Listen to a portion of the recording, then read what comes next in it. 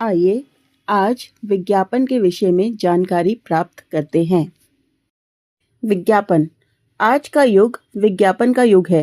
विज्ञापन एक ऐसी कला है जिसके माध्यम से उत्पादक अपने सामान की गुणवत्ता, सूचना, जानकारी और कीर्ति को जन जन तक पहुंचाता है। विज्ञापन का अर्थ किसी भी वस्तु या सेवा की बिक्री को प्रचलित करने हेतु उसकी सूचना जन जन तक संचारित करना ही विज्ञापन कहलाता है। इसके माध्यम से उपभोक्ताओं तक उत्पाद संबंधी दृश्य अथवा श्रव्य सूचनाएं पहुंचाई जाती हैं। विज्ञापन के उद्देश्य।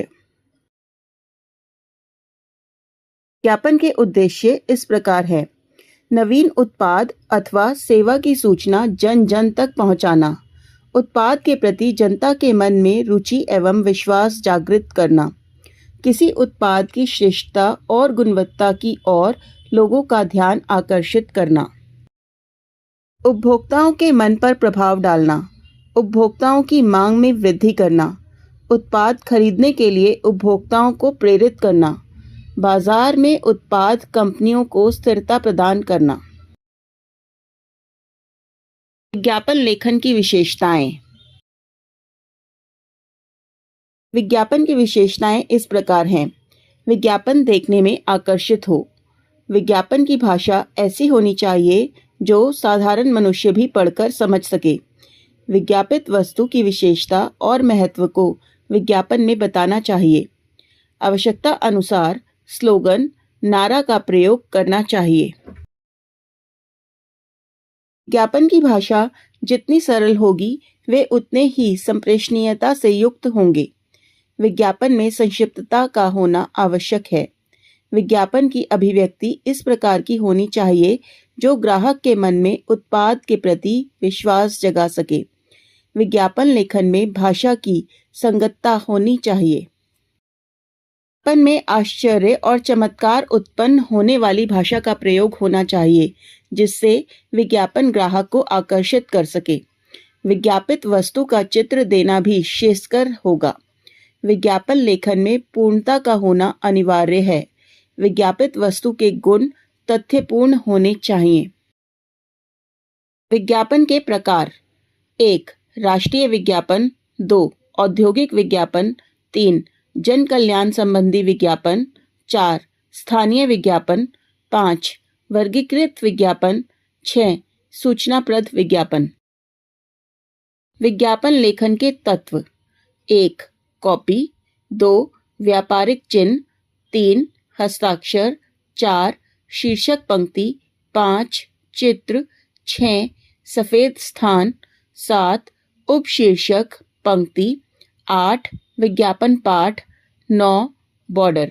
आइए एक एक कर इसके तत्वों को समझने का प्रयास करते हैं। कॉपी: किसी विज्ञापन में लिखे जाने वाली सारी सामग्री को ही कॉपी कहते हैं, अतः शेष सभी तत्व कॉपी के ही भाग हैं। अच्छी कॉपी संक्षिप्त और स्पष्ट होती है जिससे उपभोक्ता को वह आसानी से समझ आ सके। कॉपी के केंद्र में आने वाले मूल विचार को कॉपी अपील कहते हैं।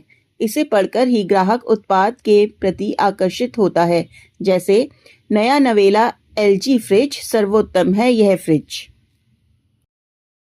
शीर्ष पंक्ति: शीर्ष पंक्ति एक शब्द से लेकर एक वाक्य तक हो सकती है और इसे बड़े बड़े अक्षरों में मुद्रित किया जाता है क्योंकि पाठक की नज़र सबसे पहले इसी पर पड़ती है।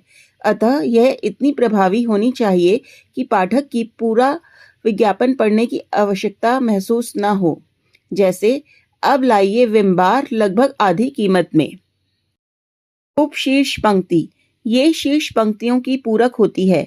इनका मुद्रित आकार शीर्ष पंक्ति से छोटा और विज्ञापन की अन्य सामग्री से बड़ा होता है। ये शीर्ष पंक्ति के कार्य को आगे बढ़ाती है, जैसे बचाइए ₹500 तक। शीर्ष पंक्ति।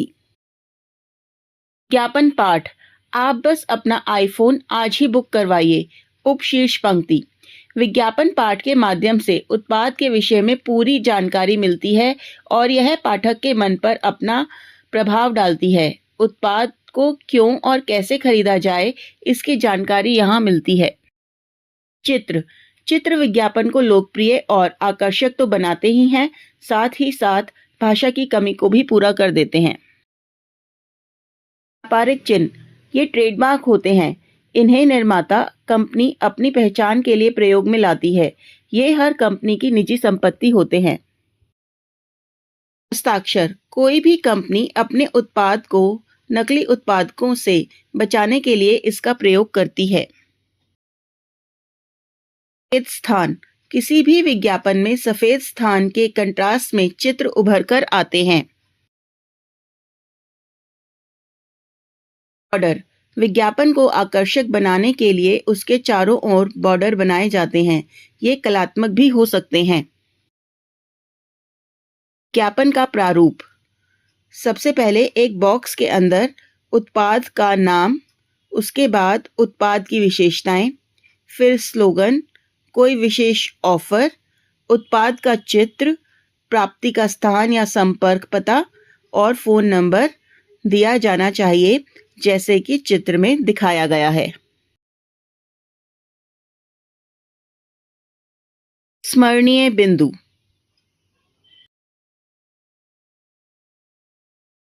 स्मरणीय बिंदु इस प्रकार से हैं। विज्ञापित वस्तु का नाम सबसे पहले लिखा होना चाहिए। विषय का स्पष्टीकरण होना चाहिए। प्रसंगानुसार कोई स्लोगन अथवा काव्यात्मक पंक्ति लिखी हुई होनी चाहिए। विज्ञापन में संपर्क पता या दूरभाष का नंबर अवश्य लिखा होना चाहिए। दूरभाष फोन को कहा जाता है। विज्ञापन 25 से 50 शब्दों में लिखे जाते हैं, अतः शब्द सीमा का ध्यान रखना चाहिए। विशेष गुणों को रेखांकित करना चाहिए या मोटे अक्षरों में लिखना चाहिए। विज्ञापन पहली ही दृष्टि में आकर्षक होना चाहिए। उदाहरण, आपके शहर में एक नया वाटर पार्क खुला है जिसमें पानी के खेल, रोमांचक झूलों, मनोरंजक खेलों और खान-पान की व्यवस्था है। इसके लिए एक विज्ञापन का आलेख लगभग 60 शब्दों में तैयार कीजिए। देखिए, ये पूछे गए प्रश्न का उत्तर है। एक विज्ञापन बनाया गया है ब्लू वाटर पार्क के विषय में। तो आइए इसे देखते हैं। सबसे पहले यहाँ पर एक बॉर्डर बनाया गया है, इसे एक बॉक्स के अंदर बनाया गया है। आ गया ब्लू वाटर पार्क, खुशियों की मस्ती। अब आपके शहर में आज ही आए, मस्ती करें। पानी के विभिन्न खेल, रोमांचक झूले, खान पान की स्वच्छ व्यवस्था, मनोरंजन की व्यवस्था। वाटर पार्क का एक फिर दृश्य है। जल्दी करें, पहले 100 ग्राहकों को 1 महीने का मुफ्त पास। पता 31/204 सेक्टर बी, अ ब स नगर। Mobile number 9980